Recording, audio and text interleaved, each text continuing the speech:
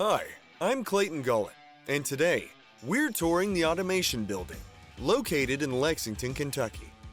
MiddleGround Capital differentiates itself from other private equity firms through the use of our automation team. The main thesis of the automation team is to utilize robotics to fill in the gaps in the assembly and manufacturing lines, while also improving operational productivity and safety for employees. Now, let's meet the Vice President of the Automation Team, Miles Anderson. Welcome to the Automation Shop. I'd like to share with you a little bit of what my team does throughout the MiddleGround manufacturing locations. So MiddleGround Capital actually has over 170 manufacturing locations, and my team is able to go into those locations, identify automation opportunities, develop those concepts, build and actually install those automation projects. We use Asana just like all MiddleGround Capital teams do. This keeps track of our projects in here. And in this case, we actually keep track of our budget plan, our actual spending, but then also we keep track of our equity value creation for all the projects that we put in. One thing that's really important for us to look at in this is the number of iterations, which means if we take a piece of equipment we've designed, we've installed, how many duplicate installations can we put in there? Because that's really where we get a big payback is if we can just copy and paste multiple designs throughout the facility. And so you can see on this the estimated value creation versus what the actual CapEx spend was. The automation department worked with the team members at Trend Performance branch of RWB to increase efficiency and productivity to their operations. We focused on automating 3 different shop floor processes which reduced low-skilled labor costs and created an estimated $6.7 million in equity value. Some of the ones that I'd like to share with you today is this first one right here. Now before I go into this, some of the criteria that we look for automation opportunities. First and foremost, we look for any unsafe processes. Team member safety is our highest priority, and we really want to prioritize any unsafe processes with automation, because then that allows the team member to be reallocated elsewhere and into a much safer environment. We also look for processes that might have very consistent product before and after the process. We can accept some variation, but in particular, we're looking for similar size, similar shape, and similar weight before and after the process. An example of that is actually the wrist pins that we put in up at Race Winning Brands Trend Performance Division. So these are the variation of wrist pins that they had on that process. And you can see there's various diameters, various weights, various lengths overall. And because we understood that product matrix, we were able to automate that process. And I'm going to show you the process on this video of what it looked like before, and you'll understand why we wanted to automate this process a little bit better. So on this screen here, what you're going to see is the team member on process. As the previous cycle completes, the team member walks over, opens the door, removes the part from the chuck. He picks up an air nozzle and blows air. That's to remove any shavings that may be on the part and also inside the chuck. He hangs that air nozzle up, grabs a new part, and places it into the chuck.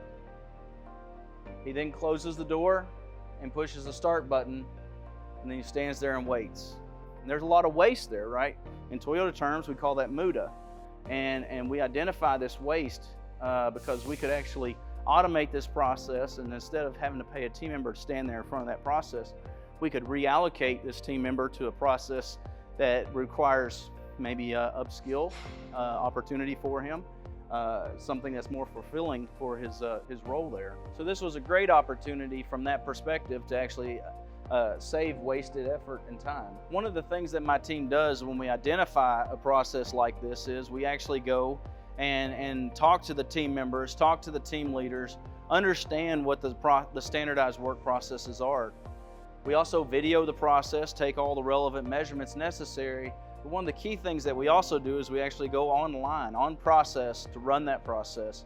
Because, you know, a team member that's ran 10,000 parts may not remember that one little small detail is very, very important that could have a big effect on the automation. And once we have all the measurements and video and so forth, we come back here to our shop and we develop a CAD model of what the solution ends up looking like.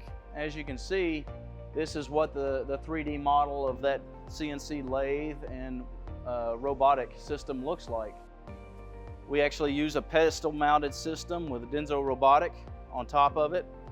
We chose a dual-headed gripper with an air nozzle in between. The dual-headed gripper is actually really important for saving time, because as the robot picks up a new part and goes into the machine, it's able to have an empty one and remove the part from the chuck. It blows air and then turns and places the new part into the chuck. It saves a lot of time from having to go in and out of the machine. I mentioned that team member safety is really important, and what I'd like to point out in this one is that for every one of our designs we do a risk assessment where we identify any risks that may arise from this type of automation.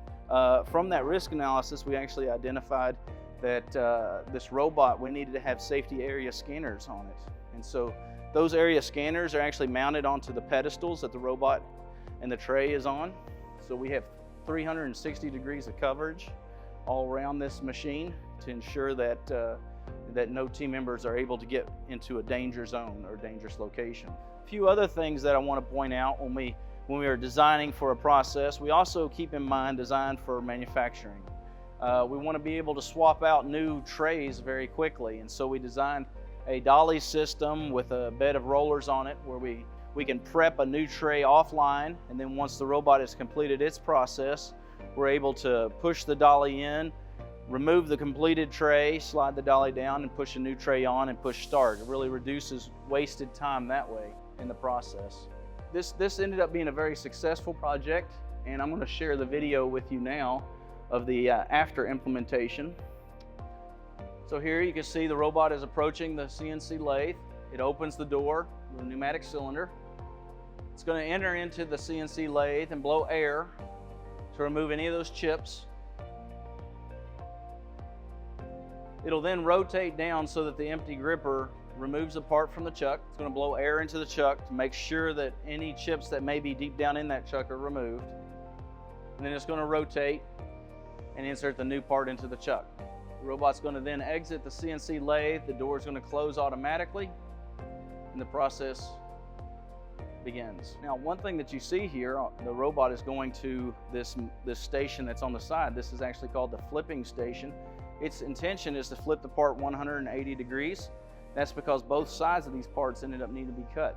The way we programmed it is each part, we go through the entire tray, cutting the first side of every part, and then we go back through the tray a second time after all the parts have been flipped over and cut the second side of the parts. One of the other things that we also consider in all of our automation processes is quality, and how can we assure the level of quality necessary. And that's what this PVC tube is that you see coming out.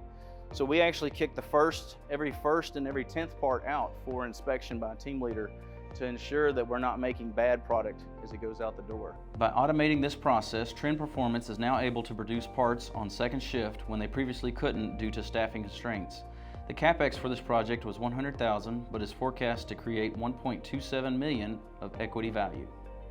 So the push rod, this is what the parts look like before. And then after they're placed in the press, you can see they have these rounded ends on them. So let's look at the video of this process running before automation. So he's placing the part into the block. Rodney then cycles the press, which presses the part.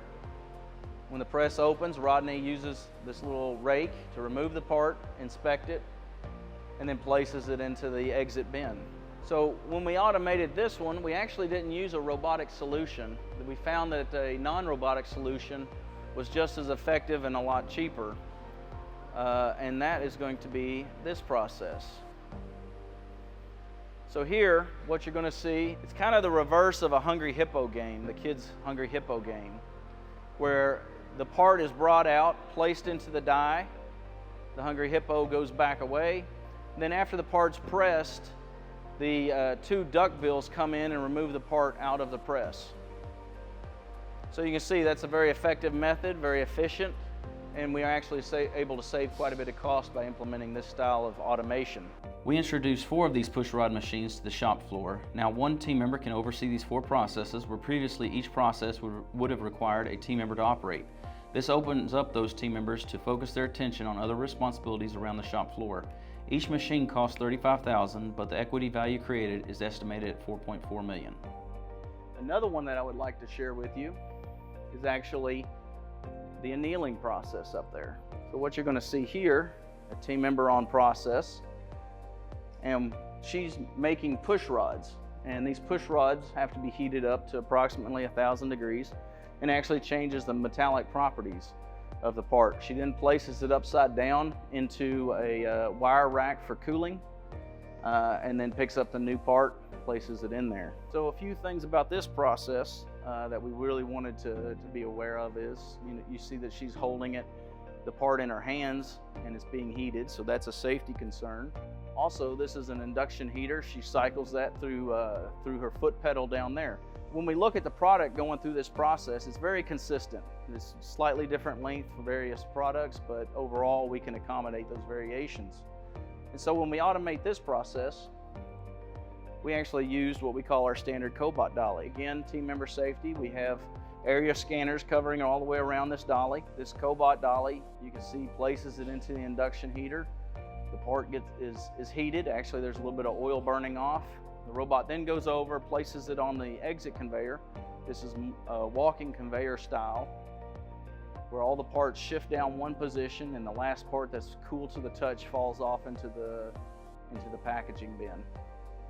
The robot comes over, picks up the next part from the bulk feeder, and as the robot is going over towards the induction heater, a new part is ejected from the bulk feeder and is presented ready for the robot. And this just continues to run and run and run. The CapEx for this was a little over $100,000, but is estimated to introduce $1.05 million of equity value created while eliminating the team member safety concern from the process. So as we move over this way, you'll see our standard Cobot dolly.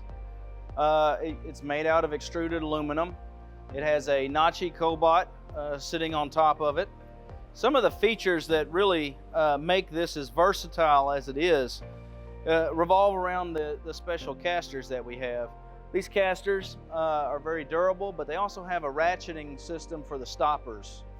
There's a stoppers that come down, and what those allow us to do is actually level the standard Cobot dolly, and we have a two-dimensional bubble level on top so that we can visually see when the standard Cobot dolly is level. Around the back side, we actually have a three-dimensional pinning system. And what that allows us to do is, if we lower the stoppers down, pull the pins, this dolly is then able to easily be pushed out of the way in case manufacturing has to go into backup or something like that. Another thing that it actually allows us to do is utilize this dolly in a different location, tending a different machine if it's been programmed appropriately. So for example, if they don't have parts that need to be run on the CNC lathe, but maybe they need to tend to a mill that day, they're able to very quickly relocate this dolly over there, and if it's already been programmed appropriately, just plug it in and click go, and it'll be able to tend to the mill. So I'm going to start this Cobot, and it's going to perform a similar function to what you saw at the Race Winning Brands Trend Performance System with the wrist pin. So it's going to pick up the pin. Now, one of the questions that I get asked very frequently is why does it run so slowly? And that's because it's operating in Cobot or collaborative robot mode. It's limited to 250 millimeters per second. If you notice, we don't actually have our area scanners around this system. If we had area scanners and our risk assessment allowed us, we could actually run this robot capable of 10 meters per second. It's much, much faster. So what you're going to see, the robot has placed it into the chuck. Now, we didn't tie the electronics in like we would have over at Race Winning Brands Performance. So the robot's going to come out, and it's actually going to use its gripper to close the door as well as to push the start button. In a manufacturing environment where we actually have this set up and running full production, we would have all those controls integrated.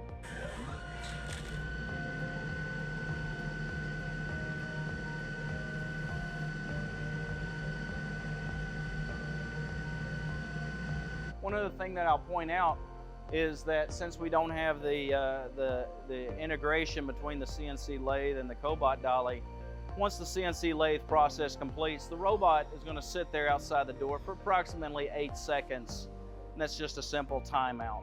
thank you for taking the time to watch this video and understand a little bit more what the automation team at MiddleGround Capital does.